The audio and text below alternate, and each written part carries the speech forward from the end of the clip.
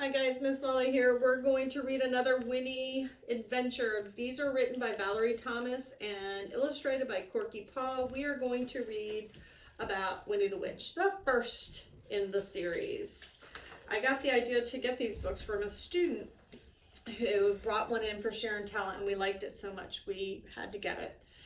Winnie the Witch lived in a black house in the forest. The house was black on the outside and black on the inside. The carpets were black, the chairs were black, the bed was black, and it had black sheets and black blankets. Even the bath was black. Here's your picture. Winnie lived in her black house with her cat Wilbur. He was black too, and that is how all the trouble began. When Wilbur sat on a chair with his eyes open, Winnie could see him. She could see his eyes anyway. But when Wilbur closed his eyes and went to sleep, Winnie couldn't see him at all. So she sat on him. Do you see him over here? He doesn't look happy. When Wilbur sat on the carpet with his eyes open, Winnie could see him. She could see his eyes anyway. But when Wilbur closed his eyes and went to sleep, Winnie couldn't see him at all, so she tripped over him.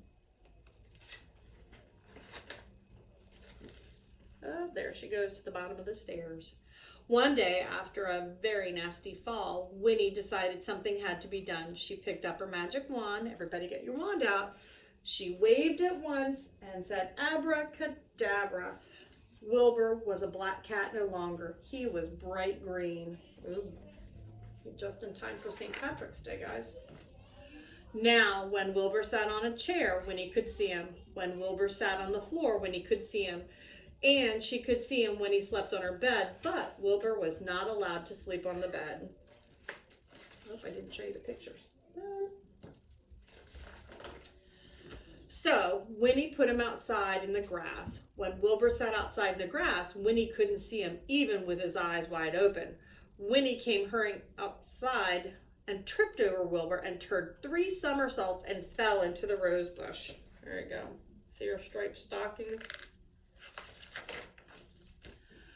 This time, Winnie was furious. She picked up her magic wand. Get your wand. Oh, and we're waving it 5 times. 1, 2, 3, 4, 5. That's it. I'll show you the pictures. Abracadabra. Wilbur had a red head, a yellow body, a pink tail, blue whiskers, and 4 purple legs. But his eyes were still green. Now Winnie could see Wilbur when he sat on his chair, when he lay on the carpet, when he crawled into the grass, and even when he climbed to the top of the tallest tree. Does he look happy, friends? I don't think so. I think he might be a little sad. Wilbur climbed to the top of the tallest tree to hide. He looked ridiculous, and he knew it. Even the birds were laughing at him. Wilbur was miserable. He stayed at the top of the tall tree all day and all night. Next morning, Wilbur was still up in the tree. Winnie was worried. She loved Wilbur and hated him to be miserable. She's a good friend, isn't she? She's not feeling good. Then Winnie had an idea. She waved, get her magic wands out. She waved her magic wand and said, "Abracadabra." Did you do it? All right. Wilbur was a black cat once more. He came down from the tall tree purring. Then Winnie waved her wand again and again. Let's do it. And said, what's the magic word, guys? Abracadabra. Now, instead of a black house, she had a yellow house with a red roof and a red door. The chairs were white with red and white cushions. The carpet was green with pink roses. The bed was blue with pink and white sheets and pink blankets. The bath was gleaming white. Now, Winnie can see Wilbur no matter where he sits.